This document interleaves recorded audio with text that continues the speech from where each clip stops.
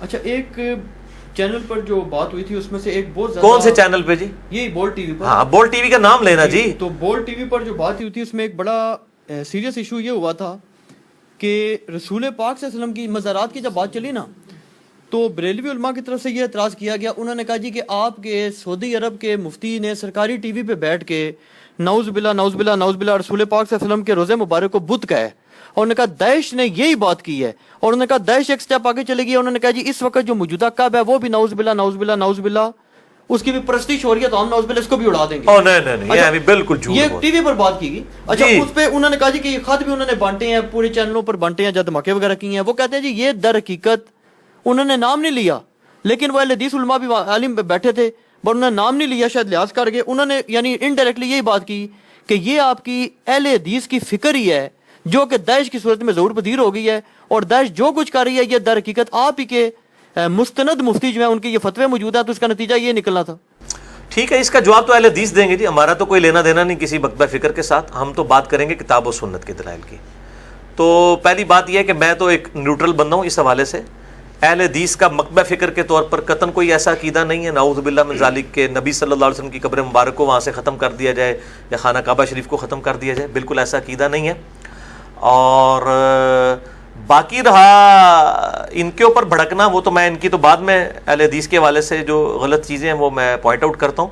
پہلے میں یہاں پہ اس چیز کو دوبارہ رپیٹ کروں کہ جو لوگ ٹھیکیدار بنے ہوئے ہیں نبی صلی اللہ علیہ وسلم کی عفت اور عصمت کے یہاں پہ بول ٹی وی پہ بیٹھ کے کہہ رہے ہیں کہ جی ہمارے بزرگوں نے عشق رسول پھیلایا ہے اور ہمارے بزرگوں نے باتیں ہی نبی صلی اللہ علیہ وسلم کی محبت کی ہیں, ان کی اصلی شکل بھی تو پبلک کو دکھانی چاہیے نا. ٹھیک ہے نا جی.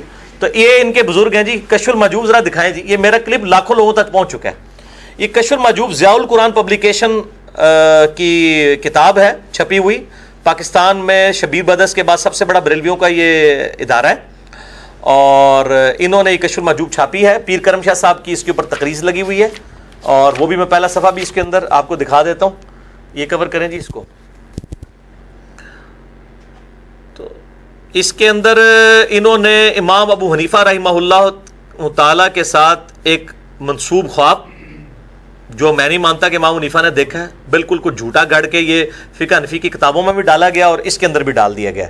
علی بن عثمان اجویری صاحب نے یہ خواب نقل کیا اور وہ کہتے ہیں کہ امام حنیفہ رحمہ اللہ نے خواب میں دیکھا کہ ایک بار قبر مبارک سے حضور کی ہڈیاں جمع فرما رہے ہیں نعوذ باللہ. یہ دیکھیں, یہ دکھائیں جی ذرا ان کو.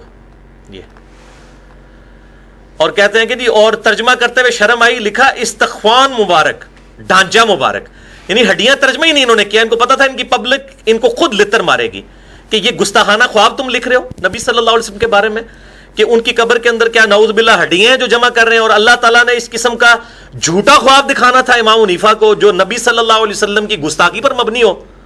اگر دکھانا تھا تو دکھاتے کہ وہ برتن جمع کر رہے ہیں, آپ صلی اللہ علیہ وسلم کے کپڑے جمع کر رہے ہیں, آپ صلی اللہ علیہ وسلم کا آسا مبارک اکٹھا کر رہے ہیں. اس کی بجائے یہ خواب دکھانا تھا کہ جی وہ قبر مبارک سے ہڈیاں جمع کر رہے ہیں, بعض کو بعض سے چن رہے ہیں. اور بعد میں محمد ابن سیرین سے پوچھا تو انہوں نے کہا جی بڑی تسلی ہے اس میں, آپ نبی صلی اللہ علیہ وسلم کی سنتوں کو جمع کریں گے. اور کہتے ہیں کہ جی یہ خواب ہی ہے. اتنا گستاخانہ خواب جو بد عقیدگی پر مبنی ہے. یہ خواب نبی علیہ السلام کی عصمت کی کاسٹ کے اوپر اللہ تعالیٰ تو نہیں دکھا سکتا کسی کو. یہ بالکل جھوٹا خواب ہے.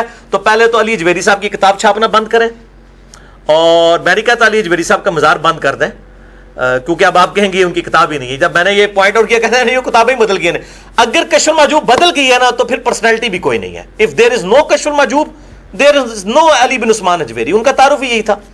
اور یہ اسی طرح کی بےہودگی انہی کے زمانے کے تھوڑا عرصہ بعد تذکرۃ الاولیاء یہ کتاب ہے شیخ فرید الدین عطار صاحب کی, اور یہ بریلوی دیوبندی دونوں کے بزرگوں نے اس کے حوالے دیے اپنی. انہوں نے بھی امام حنیفہ کے اوپر ایک باب باندھا ہے, اس کے اوپر ہیڈنگ لگائی ہے سچا خواب. سچا خواب اور جھوٹا خواب, گستاخانہ خواب, گستاخو. اس میں کیا واقعہ ہے جی؟ ہاں یہ وہی واقعہ لکھا ہوا ہے. انہوں نے ترجمہ صحیح کیا ہے. انہوں نے استخوان مبارک لکھا تھا نا چھپا کے, انہوں نے پتہ کیا ترجمہ کیا ہے یہ والا. انہوں نے ترجمہ کیا ہے جب آپ دنیا سے کنارہ کش ہو کر عبادت میں مشغول ہو گئے. امام حنیفہ پہ پہلا جھوٹ, جو تاجر تھا ڈائنامک بندہ تھا, کہتے دنیا سے کنارہ کش ہو گیا. دوسرا جھوٹ, ایک رات خواب میں دیکھا کہ حضور اکرم صلی اللہ علیہ وسلم کی ہڈیوں کو مزار مقدس سے نکال کر علیحدہ علیحدہ کر رہے ہیں. شاہ جی شرم نہیں آتی ان بریلوی علماء کو جو بول ٹی وی کے اوپر بیٹھ کے تو بزرگوں کا دفاع کر رہے ہیں؟ یہ بزرگ کر کے گئے ہیں امت کے ساتھ. ٹھیک ہے, یہ تذکرۃ الاولیاء کتاب یہ شبیر بدرس کی چھپی ہوئی ہے, بریلویوں کی, اہل حدیث دیوبندیوں نے بھی چھاپی ہوئی ہے, فضائل اعمال میں اس کے حوالے موجود ہیں. یہ بزرگ خدمت کر کے گئے ہیں نبی صلی اللہ علیہ وسلم کے بارے میں گستاخانہ یہ خواب بتا کے, اور کہتے ہیں کہ جی وہ جب دہشت زدہ ہو کر خواب سے بیدار ہوئے تو ابن سیرین سے دریافت کیا, ان کا بہت مبارک خواب ہے. یار اس طرح کا مبارک خواب کوئی کسی صحابی کو تو نہیں آیا کہ آپ کو اس قسم کا بےہودہ جو ہے وہ اتنا بد عقیدگی پہ مت. تو اب حیات النبی کا نام یہ کس منہ سے لیتے ہیں؟ ان کو خود شرم کرنی چاہیے حیات النبی کا نام لیتے ہوئے, جبکہ ان کے بزرگوں نے اس قسم کی چیزیں اپنی کتابوں کے اندر نقل کی ہیں. اب یہ تذکرۃ الاولیاء میں ایک اور حوالہ بھی میں ان کو دکھا دیتا ہوں. انہوں نے نبی صلی اللہ علیہ وسلم کی صراحتاً گستاخی کی ہے. باجید بستامی کی معراج کے اوپر پورا چیپٹر باندھا, اس کے اینڈ پہ جا کے انہوں نے لکھا کہ باجید بستامی کہا کرتے تھے لوائی اعظم من لوائی محمد, قیامت والے دن میرا جھنڈا محمد کے جھنڈے سے بھی بڑا ہوگا. نعوذ باللہ من ذالک. یہ باجید بستامی المتوفا 261 ہجری, یزید ابا جی 261 میں اہل سنت کے امام مسلم فوت ہوئے ہیں. ان کی کنیت ہے ابو الحسین, ان کی کنیت ہے ابو یزید. اب ویسے یہ ڈر گئے ہیں بریلوی پبلک کے سامنے نا, حضرت بستامی کہتے ہیں, باجید نہیں کہتے. تو لوائی اعظم من لوائی محمد اور سبحانی ما اعظم و شانی, یہ میں نے سارے پوسٹ مارٹم ان کے کیے ہوئے ہیں. خادم حسین رضوی صاحب کو میں نے ایک چیلنج کیا تھا, اس میں بھی ان کا کوئی علمی جواب نہیں ہے. یہ ساری میں نے باتیں دکھائی ہیں. میں نے آپ کو اس لیے بتایا کہ حیات النبی کے عقیدے کو جو لوگ آن کر رہے ہیں نا اور کہہ رہے ہیں کہ ہم نبی صلی اللہ علیہ وسلم کے بڑے محب ہیں اور ہم جو ہے وہ روزہ شریف کی حفاظت کر رہے ہیں, اے تواڈے بزرگ کر کے گئے جے, اے جے داعش دے صحیح جڑے نے بڑے بزرگ اے نے جنہوں نے اس قسم کے گستاخانہ خواب لکھے ہیں. تو داعش جانے اور آپ کے بزرگ صوفیاء جانے, ہمارا کیا لینا دینا؟ میں بھی کچھ تیاری کر کے آیا ہوں, کچھ لوگوں سے جواب بھی لے کر آیا ہوں, تو اگر اجازت دیں تو پھر میں تھوڑا سا ڈسکس کروں. وہ یہ کہتے ہیں جی کہ جو گستاخی آپ نے نکالی ہے نا, اس سے بڑی گستاخی ہم اگر بخاری سے نکال دیں انبیاء کرام کی شان میں جی, تو آپ اس کی تعویل ہی کریں گے نا.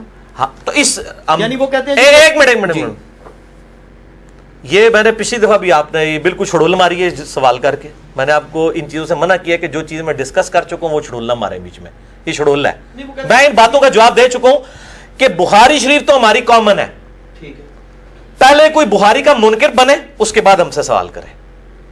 ہم اس کے منکر ہیں کہ یہ کتاب و سنت ہے جس کو بخاری کے مقابلے پہ, آپ کو بھی شرم نہیں آئی بات کرتے ہوئے؟ کیا یہ بخاری مسلم ہے؟ یہ کسی محدث کی لکھی ہوئی کوئی کتاب ہے جس کی سند نبی علیہ السلام تک پہنچ رہی ہے کہ جس کے ڈیفینڈ میں ہم کہیں گے بخاری میں لکھا ہوا ہے؟ ہم ہر چیز کو ڈیفینڈ کریں گے, بلکہ یہ خود ڈیفینڈ کریں گے. اگر بخاری مسلم کا کوئی منکرین حدیث آتا ہے پھر ہم اس سے حدیث کی حجیت پہ بات کریں گے. بخاری مسلم میں اگر یہ سمجھتے ہیں کوئی گستاخانہ واقعہ, یہ بالکل جھوٹ اور پبلک کو دھوکہ دیتے ہیں اپنی جان چھڑانے کے لیے. ہم انشاءاللہ دفاع کریں گے, وہ نبی علیہ السلام کا دفاع ہے. قرآن میں کوئی بات آتی ہے ہم اس کا دفاع کریں گے, وہ تو قرآن کا دفاع ہے. قرآن میں کئی ایسے واقعات ہیں جن کا ہم دفاع کرتے ہیں, ان کے مقابلے پہ ان بزرگ بابوں کو کیوں لے کے آتے ہیں؟ یہ عقیدے کیا کتاب و سنت کے اندر لکھے ہوئے کہ جن کے جواب پہ آپ یہ بات کریں گے جی کہ ہم وہاں سے لے آئے, تو اس کا مطلب ہے کہ آپ یہ بتانا چاہ رہے ہیں کہ بخاری مسلم آپ کی کتابیں یعنی میری اور آپ کی یہ بزرگ ہیں. ان کا کیا لینا دینا دین کے ساتھ؟ انہوں نے جھوٹے عقیدے گھڑے, گستاخانہ عقیدے گھڑے. ہاں لے کے آئے کہ قرآن و سنت میں کہیں لکھا ہو کہ نبی صلی اللہ علیہ وسلم کی قبر مبارک کے اندر ہڈیاں بنی ہوئی ہیں, لے کے آئے بخاری شریف سے یہ گستاخی, پھر اس لیول کی گستاخی لے کے آئے جو یہ انہوں نے لکھی ہے.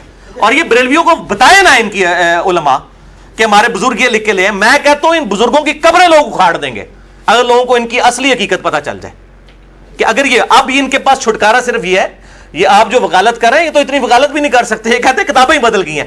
تو اللہ نے بندے ہو ساڑو انہاں کتاباں نو, پھر کیوں انہاں نو چھاپ دیو؟ روپیے کمانے واسطے چوک میں لا کے آگ لگاؤ. جو صحیح بخاری میں حدیث ہے, حضرت عثمان غنی رضی اللہ تعالیٰ انہوں نے ان قرآن کے نسخوں کو جلوا دیا تھا جن کی وجہ سے اختلاف ہو رہا تھا قرات کا. تو یہ کتابیں کیا قرآن سے بھی اوپر ہیں؟ ان کو لگائیں آگ. اور یہ دیکھیں, یہ عموماً تسی وٹ چڑھا چھڑا ہے بھی میں لے کے آندی ہے تواڈے سے.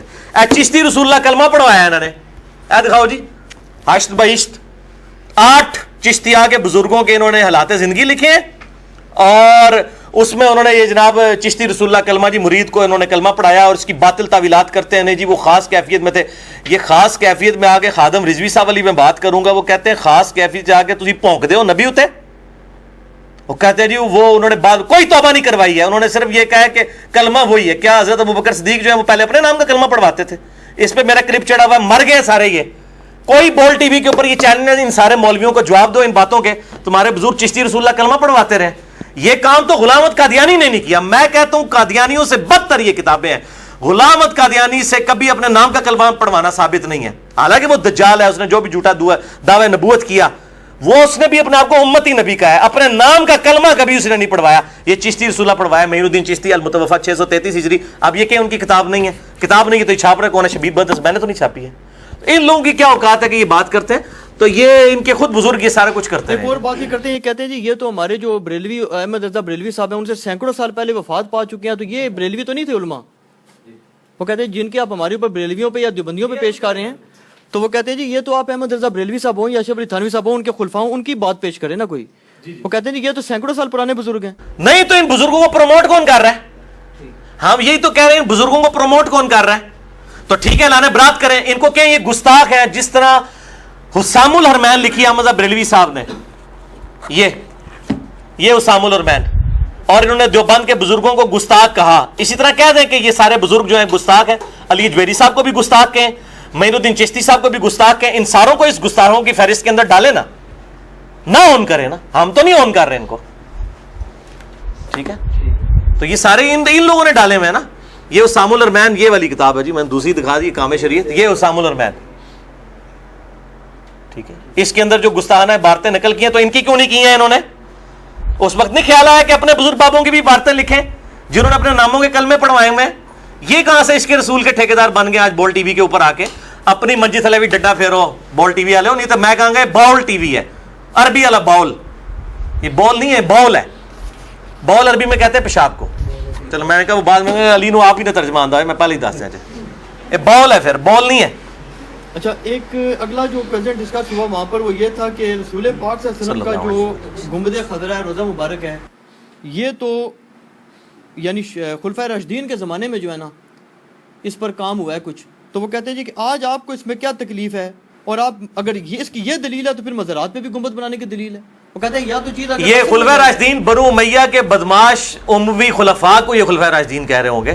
ہمارے جو خلفائے راشدین ہیں نا, حضرت ابوبکر, عمر, عثمان, علی, حسن ابن علی, ان کے زمانے میں کوئی گنبد نہیں رکھا گیا, ٹھیک ہے. اور ایون بنو امیہ کے دور میں بھی نہیں رکھا گیا, بنو عباس کے دور میں بھی نہیں رکھا گیا. یہ احمد بریلوی صاحب نے فتاوی رضویہ میں خود لکھا ہے, اور الیاس قادری صاحب نے اپنے پمفلٹ میں لکھا ہے, اور انہوں نے خود ٹی وی پہ بھی بدعت حسنہ کی جو اقسام بتائی ہیں اس میں انہوں نے گنبد خضرا کو ذکر کیا ہے. 668 ہجری میں فاطمی ایک مصر کا بادشاہ تھا, اسماعیلی, وہ اتنا عشری بھی نہیں تھا, اسماعیلی شیعہ اس ٹائپ کا, فاطمی شیعہ. اس نے ایک منت مانی تھی اور اس نے یہ لکڑی کا گنبد نبی علیہ السلام کی وفات کے 650 سال کے بعد قبر مبارک کے اوپر رکھا ہے. جو کام نبی صلی اللہ علیہ وسلم کے مبارک زمانے کے 650 سال بعد ہو رہا ہے وہ کون سا خلفائے راشدین کا کام ہے؟ اور گنبد بنانے کی ٹیکنالوجی قبل از مسیح ہے. یہ جو قبۃ الصخرہ ہے, یہ جو گولڈن کلر کا ڈوم آف دا راک ہے بیت المقدس میں, جس کے نیچے وہ چٹان ہے جس سے آپ صلی اللہ علیہ وسلم معراج پہ تشریف لے گئے, اس کے اوپر ایک گنبد ہے جس کو لوگ مسجد اقصیٰ سمجھتے ہیں. مسجد اقصیٰ نہیں ہے, مسجد اقصیٰ تھوڑی سامنے کر کے دور ہے, تقریباً 1 کلومیٹر کے قریب. تو یہ گولڈن جو راک ہے, ڈوم آف دا راک, ڈوم, یہ گنبد اس کے اوپر چٹان کے اوپر, اس کے نیچے وہ چٹان ہے. اور یہ اموی دور کے اندر پہلے 100 سال کے اندر یہ تعمیر کیا گیا تھا, عبد الملک بن مروان کے دور کے اندر. عبد الملک بن مروان کا جو دور ہے وہ سیدنا علی رضی اللہ تعالیٰ عنہ کی خلافت راشدہ کے تقریباً آپ سمجھ لیں تقریباً 25 سال کے بعد کا ہے. تو یہ یعنی واقعہ کربلا کے آپ فوراً بعد ایک کنزیکٹیو کہہ لیں, تقریباً 7-8 سال کے بعد یہ عبد الملک مروان کا دور ہے. اس کے بعد اس کا بیٹا عبد الملک بن مروان آیا, ٹھیک ہے. اس کے بعد ولید بن عبد الملک آیا جس کے دور کے اندر وہ حجرہ کی دیوار گر گئی تھی. وہ یہ بھی دلیل دیتے ہیں نا کہ جب حجرہ حضرت عائشہ سلام اللہ علیہ کا تھا, جب وہ گر گیا تو پھر چلو ایک تو بات یہ ہے کہ ان کا حجرہ مبارک پہلے سے تھا. آپ صلی اللہ علیہ وسلم کے بارے میں یہ تھا کہ نبی صلی اللہ علیہ وسلم کو وہیں دفنایا جائے گا جہاں پر جامعہ ترمذی میں صحیح حدیث ہے, وہ تو ٹھیک ہے حدیث ہے. وہ کہتے ہیں جی چلو یہ تو ہم نے مان لیا جی مجبوری بن گئی تھی, اب حجرہ پہلے سے تھا. کہتے ہیں جب دیوار گر گئی تو پھر گنبد ہی بن گیا نا, قسم کا بلڈنگ. نہیں, گنبد نہیں بنی. دیکھیں جو دیوار گری تھی حجرے کی ایک دیوار گری ہے, پورا حجرہ نہیں گرا, پہلی بات ہے. وہ کہتے ہیں اس کو کیوں کنسٹرکٹ کیا اگر وہ جائز نہیں ہے تو؟ جو اپنی جگہ موجود تھا وہ تو کنسٹرکٹ ہوگا نا جی. اس سے ان کے بزرگ بابوں کے مزار کہاں سے ثابت ہو گئے؟ صحیح مسلم میں حدیث ہے, آپ صلی اللہ علیہ وآلہ وسلم نے فرمایا یہ بلکہ ان کو پمفلٹ دکھائیں جی، یہ فرحان صاحب، رسول اللہ کی آخری وصیتیں صلی اللہ علیہ وآلہ وسلم. میں نے پورا ریسرچ پیپر لکھا ہے مزارات کے اوپر، قبروں کے اوپر، قبروں کی حاضری، قبر رسول پہ حاضری کے طریقہ، یہ ساری چیزیں اس میں نے یہ ساری حدیثیں جمع کی ہیں اہل سنت کی کتابوں سے، میں نے گھر بیٹھ کے نہیں بنائی ہیں. اس میں صحیح مسلم کی ایک حدیث موجود ہے. آپ صلی اللہ علیہ وآلہ وسلم نے فرمایا، صحیح مسلم کتاب الجنائز میں 2245 انٹرنیشنل نمبرنگ کے مطابق، کنٹینیوس نمبرنگ جو ہے، جابر بن عبداللہ کہتے ہیں آپ صلی اللہ علیہ وسلم نے منع فرمایا قبروں کو پکا کرنے سے، ان پر عمارت بنانے سے اور ان پر بیٹھنے سے. یعنی مجاور بن کے بیٹھنا بھی منع ہے، اور قبر کے اوپر پاؤں رکھنا ہے، اس کے اوپر بیٹھنا بھی قبر کی توہین ہے، چاہے وہ کسی کی بھی قبر ہو، کسی عام مسلمان کی بھی قبر ہو. تو جب یہ اللہ تعالیٰ نے کہ محبوب صلی اللہ علیہ وسلم نے اتنے واضح ارشاد فرمائے تھے، ان کی موجودگی کے اندر کس صحابی کی تابعی کی یہ جرت ہو سکتی تھی کہ وہ گنبد خضرا لا کے اوپر رکھ دیتا؟ وہ تو جو حجرہ گرا اس کو تعمیر کر دیا، یا ہونا کہ وہ حجرہ گرا اس کے بعد انہوں نے گنبد تعمیر کرایا. یہ تو ہماری دلیل ہے شاہ جی. ان کو چاہیے تھا کہ اس دور سے پہلے، یہ حجرے کی دیوار گری ہے 87 ہجری کے اندر، اس سے بھی 10 سال پہلے جو قبۃ الصخرہ تھا، وہ ڈوم آف دا راک، گولڈن ڈوم، جو گنبد خضرا سے بھی بہت بڑا ہے، وہ تعمیر ہو چکا ہوا تھا. تو تعمیر کرتے ہیں نا اس کے اوپر سونے کا رکھتے ہیں لا کے گنبد، کیوں نہیں رکھا؟ لیکن بعد میں تو مسلمانوں کا اجماع ہو گیا نا پھر. نہیں، میں جو بات کر رہا ہوں کہ صحابہ تابعین تبع تابعین کے دور کے اندر اجماع کہاں سے ہوا؟ جن کے ہاتھ میں تلوار آ جائے ان کا اجماع ہو جاتا ہے. ایران کے اندر شیعہ کہتے ہیں ہمارا اجماع ہے، پاکستان انڈیا میں بریلوی زیادہ ہیں کہتے ہیں ہمارا اجماع ہے، سعودی عرب میں اہل حدیث زیادہ ہیں وہ کہتے ہیں ہمارا اجماع ہے، دیوبند جو ہے بنگلہ دیش میں زیادہ ہیں وہ کہتے ہیں ہمارا اجماع ہے. اے جناب گلی گلی نکر نکر اجماع پہ ہوندے نا، اس طرح اجماع نہیں ہوندے. حدیث کے خلاف اجماع تو ہو ہی نہیں سکتا، وہ اجماع ہی نہیں ہوتا جو حدیث کے خلاف ہو، بالکل جھوٹا دعویٰ ہوتا ہے، باطل دعویٰ ہوتا ہے. اگر اجماع تھا تو یہ گنبد خضرا کی آپ تاریخ پڑھیں، خود گنبد خضرا کی تاریخ میں نے اس کے اندر لکھی ہے، وفاء الوفا جو کتاب ہے علامہ سمہودی کی تاریخ کی، جس میں انہوں نے پوری ڈیٹیل لکھی ہے. گنبد خضرا 668 ہجری میں رکھا گیا. انہوں نے لکھا کہ یہ جس بندے کے مشورے پہ گنبد رکھایا گیا تھا لوگ اس سے ناراض ہو گئے تھے، اور وہ بعد میں معذور ہو گیا. لوگوں نے کہا اس کو سزا ملی ہے کیونکہ اس نے یہ غلط کام کروایا قبر رسول کے اوپر. اس زمانے میں تو یہ ہوا ہے جہاں سے یہ گنبد کی تاریخ بیان کرتے ہیں، تو اس ٹائم تو لوگ یہ سمجھتے تھے. پھر ظاہر ہے حکمران، جب حکمران جا کے قبروں میں بیٹھیں گے تو قبروں پہ اجماع ہو جائے گا. حکمران جو ہے وہ ٹرمپ کے آگے جھک جائیں گے تو امریکہ دوست بن جائے گا سعودی عرب کا. وہ ٹرمپ ایران کی دوستی کر لے گا تو ٹرمپ دشمن ہو جائے گا سعودیہ والوں کا. تو اسی طریقے سے ایران والوں کی بھی حالت ہے. یہ اجماع اس طریقے سے ہوتے ہیں. اپنے کہتے ہیں کہ جو رسول پاک سے حضرت علی علیہ السلام کو حکم دیا تھا کہ قبریں گرا دو، وہ شیعہ کے یہاں بھی روایت ہے اونچی، تو وہ کہتے ہیں جی یہ تو بالکل ثابت ہے، غالباً ابن حجر نے بھی لکھا ہے، اگر میں غلط نہیں کہہ رہا ابن حجر کے غالباً حوالہ دیتے ہیں کہ یہ تو کلیئر ہے جی یہ تو مشرکین اور کفار کی قبر نہیں جی. ابن حجر تو بیچارے بہت بعد میں ہیں، 852 ہجری میں. ہاں جی، فتح الباری 852 ہجری میں ہے. صحیح مسلم کے اندر حدیث موجود ہے.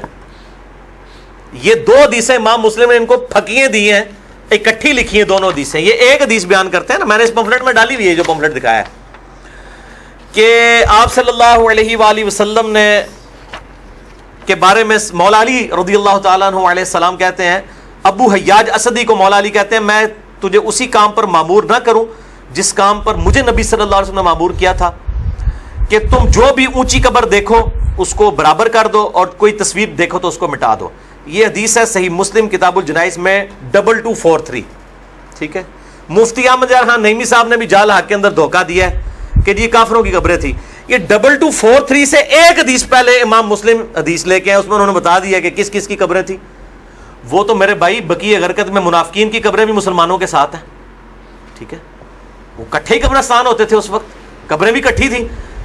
یہ 7 حدیث امام مسلم نے لکھی ہے ان کے دھوکے کو کاؤنٹر کرنے کے لیے. ایک حدیث پہلے وہ 2243 ہے، یہ 2242 ہے. کیا فضالہ بن عبید رضی اللہ تعالیٰ عنہ کے ہمراہ ایک تابعی کہتے ہیں ہم جب روم کے جہاد پر گئے تو روڈس نامی جگہ تھی، تو وہاں پر ہمارا ایک ساتھی وفات پا گیا. صحابی کا ساتھی کون ہوگا؟ کافر ہوگا؟ مسلمان؟ صحابی ہوگا یا تابعی؟ ایٹ لیسٹ تابعی، نہیں تو صحابی. تو فضالہ بن عبید نے حکم دیا کہ اس کی قبر کو زمین کے برابر کر دو. مفتی صاحب، بول ٹی وی علی سرکار. اور پھر سیدنا فضالہ بن عبید نے کہا کہ میں نے خود رسول اللہ صلی اللہ علیہ وسلم سے سنا کہ آپ صلی اللہ علیہ وسلم قبروں کو زمین کے برابر کرنے کا حکم دیتے تھے. سب سے افضل یہ ہے کہ قبر زمین کے برابر ہو، اور اس میں جو اجازت ہے وہ ایک بالش تک ہے. وہ صحیح بخاری کے اندر حدیث موجود ہے. سیدنا سفیان تمار تابعی کہتے ہیں کہ نبی علیہ السلام کی قبر میں نے دیکھی ہے, وہ ایک بالش اونچی تھی, ایک بالش. ایون احمد بریلوی صاحب کی قبر بھی ایک بالش تھی. دکھاؤ جی احمد بریلوی صاحب کی قبر بھی انہوں نے. تہاڈا تے مسئلہ ہی حل کر رہے ہیں تسی. قرآن و حدیث نو تے مننا ہی نہیں, بزرگاں نو مندے ہو نا. اور جناب گنبد نو بعد ڈسکس کرنا ہے, پہلے تے قبر تہاڈیاں قبر تے پٹوائیاں نا پکیاں ایڈی ایڈی اونچیاں. اے دیکھو جی, یہ جہاں میں نے نیچے انگلی رکھی ہے یہ احمد بریلوی صاحب کی قبر ہے, ایک بالش اونچی ہے, آج بھی مٹی کی ہے اور کوئی پکی قبر نہیں ہے. انہوں نے وصیت کی تھی. یہ اوریجنل تصویر ہے احمد بریلوی صاحب کی قبر کی. پہلے انہوں تے پکا کرو نا. اور پھر اتنا دھوکہ دیتے ہیں, یہ کہتے ہیں جی وہ جو عمارتیں بنانا ہے وہ گنبد بنانے کی عمارت نہیں ہے, قبر کے اوپر عمارت بنانا منع ہے. وہ اعلی اور فوق کا فرق لیتے ہیں.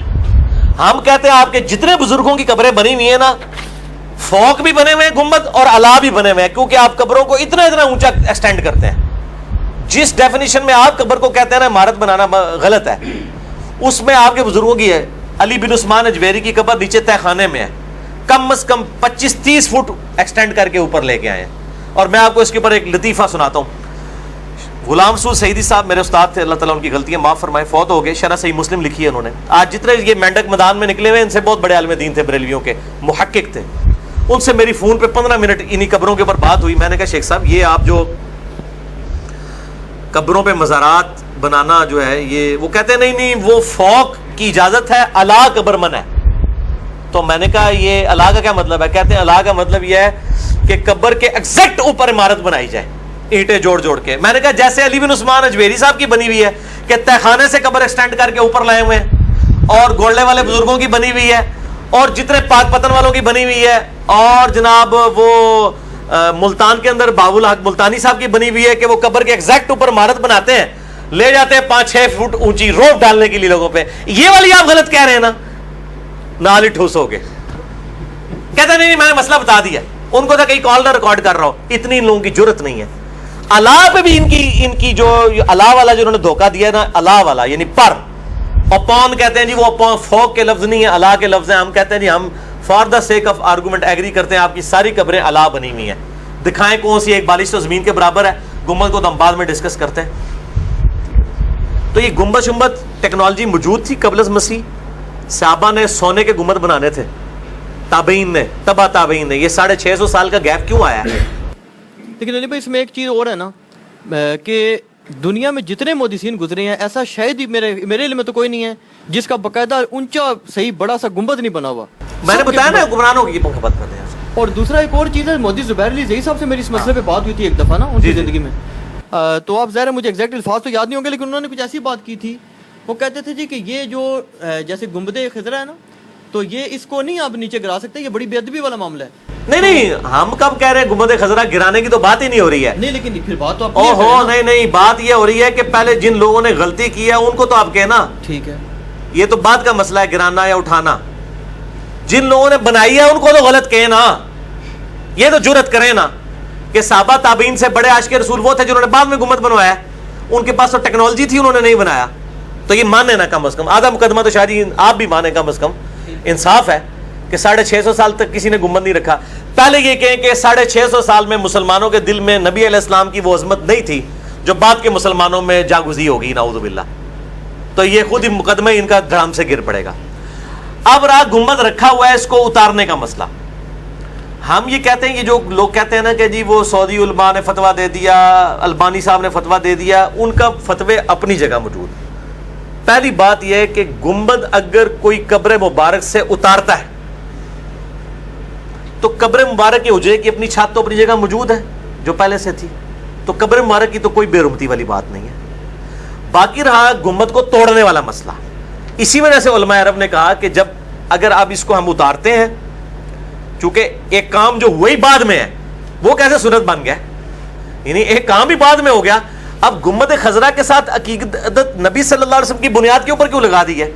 کل کو کوئی نبی صلی اللہ علیہ وسلم کی قبر مبارک کے اوپر جا کے تصویر لگا دے آپ صلی اللہ علیہ وسلم کی بنا کے کوئی, کہ جی مجھے خواب میں زیارت ہوئی ہے میرے بزرگوں کو تو انہوں نے یہ تصویر ہاتھ سے بنائی ہے, ٹھیک ہے, تو آپ کیا نہیں اتاریں گے تصویر؟ بولے ظاہر اتاریں گے. تو پھر میں کہوں گا کہ آپ گستاخی کر رہے ہیں. تو آپ کہیں گے آپ نے کام غلط کیا ہے نا. اے پھکی ہے نا, پھکی گنبد جنہوں نے رکھیا غلطی تو انہوں دی سی, انہوں نے کوئی غلط نہیں پہ کہندا. کل نو ٹھیک ہے کوئی فوٹو بنا کے رکھ دے گا اتنے کہ جی آپ صلی اللہ علیہ وسلم کی تصویر ہے, خواب میں زیارت ہوئی, جس طرح بھی بزرگوں کی تصویریں بنا کے لوگوں نے بیچ رہے ہیں نا, تو پھر آپ اتاریں گے نا, کہیں گے غلط ہے. تو گنبد کو اتارنے کا مقصد ہے, توڑنے والا مسئلہ نہیں ہے. اور اسی لیے علماء عرب پیچھے ہٹے کہ اگر اس کے لیے وہ وہاں پہ شور مچے گا, اور ظاہر ہے آپ سے ان کی قبر مبارک کے پاس آپ کی وفات کے بعد بھی آواز بلند کرنا خلاف ادب ہے. ان الذین یغضون اصواتهم عند رسول اللہ, جو لوگ رسول اللہ کے حضور اپنی آوازیں پست رکھتے ہیں ان کے دل اللہ نے تقوی کے لیے چنے. لیکن جو پھر داعش سارے مزارات تو گرا رہی ہے نا, انبیاء کے بھی گرا رہی ہے, صحابہ کے بھی گرا رہی ہے, اہل بیت کے بھی گرا رہی ہے, اور سب کے جو ان کے ہاتھ آ رہا ہے گرائی جا رہی ہے. تو وہ بریلوی حضرات نے پھر یہی کہا نا, باقی ان کا جواب نہیں دے سکے. انہوں نے کہا جی پھر آپ یہ تو مانے نا کہ ہماری اور داعش کی فکر ایک ہے, ہم اور داعش ایک ہیں. داعش والوں نے داڑیاں بھی رکھی ہوئی ہیں, تو اب ہم کیا کہیں کہ داڑھی رکھنے والے کی اور داعش کی فکر ایک ہے. بات کتاب و سنت کے دلائل پہ ہونی چاہیے, داعش کو چھوڑ دیں. دوسری طرف یہی لوگ کہتے ہیں کہ جی صحیح بخاری میں حدیث ہے, ابو ہریرہ کو رضی اللہ تعالیٰ عنہ شیطان نے انسانی شکل میں آ کے آیت الکرسی کا وظیفہ دیا ہے, تو شیطان بھی اگر صحیح بات کرے تو لینی چاہیے. داعش والے اگر شیاطین بھی ہیں, کیا ان کے مزارات والی جو بات ہے کہ یہ خلاف سنت ہے. سعودی حکومت نے خود بھی 1925 سے پہلے سارے اصحاب کے مزار بنے ہوئے تھے اہل بیت کے, اور وہ کہتے ہیں مزار شہید کر دیے. یار ایک کام 800-900 سال بعد آپ سے ان کی وفات کے بعد ہوتا ہے. کل کو کوئی اصحاب کی شبیہات وہاں لگا دیتا ہے, اہل تشیع کیا تو حضرت علی کی شبیہ پائی جاتی ہے نا, تو کل کو کوئی حضرت علی کے مزار پہ شبیہ لگا دیتا ہے, تو یہ کل کو میرے جیسا بندہ کہے گا اتارو اس کو, تو کہیں گے شبیہ شریف شہید ہو گئی ہے. اے پھکیاں نے پائی تو پھکیاں میں ہی دینا ہے. یہ تواڈے جڑی بال والی چیزاں نے نا, انہاں دا بال دے ذریعے, میرے بال دے ذریعے تواڈے بال دا علاج جڑا نا وہ میرے بال دے ذریعے ہوئے گا. کہ فوٹواں جڑا بندہ لائے گا انہوں تسی کہو گے گستاخی کر رہا ہے, وہ تو سنت کو اسٹیبلش کر رہا ہے. سعودی حکومت والوں نے یہ کیا کہ نبی علیہ السلام کی مخالفت پہ آپ نے یہ کام کیے ہیں. ایک کام جو خود 650 سال بعد ہوا ہے وہ سنت میں کیسے داخل ہو گیا. اور یہ جو اجماع وغیرہ کی بات کرتے ہیں نا, جس کے ہاتھ میں ڈنڈا ہے نا جی اس کا اجماع ہے, ڈنڈوں کے اوپر سارے معاملات چل رہے ہیں. مجھے بتائیں, کل تک یہ مولوی کہتا تھا تصویر جو ہے کھنچوانا ہی حرام ہے, اب یہ تصویر سے ہٹتے نہیں ہیں. اجماع کر ہی لیا نا انہوں نے, چین والی گھڑی کے اوپر بھی. ٹھیک ہے, تو یہ اس قسم کے ان کے اجماع ہوتے ہیں, ضرورت نظریہ ضرورت کے تحت ہوتے ہیں. ان کے اجماعات کی کوئی حیثیت نہیں ہے. جب واضح حدیث موجود ہے تو اجماع کا دعویٰ ہی بالکل باطل اور جھوٹا دعویٰ ہے.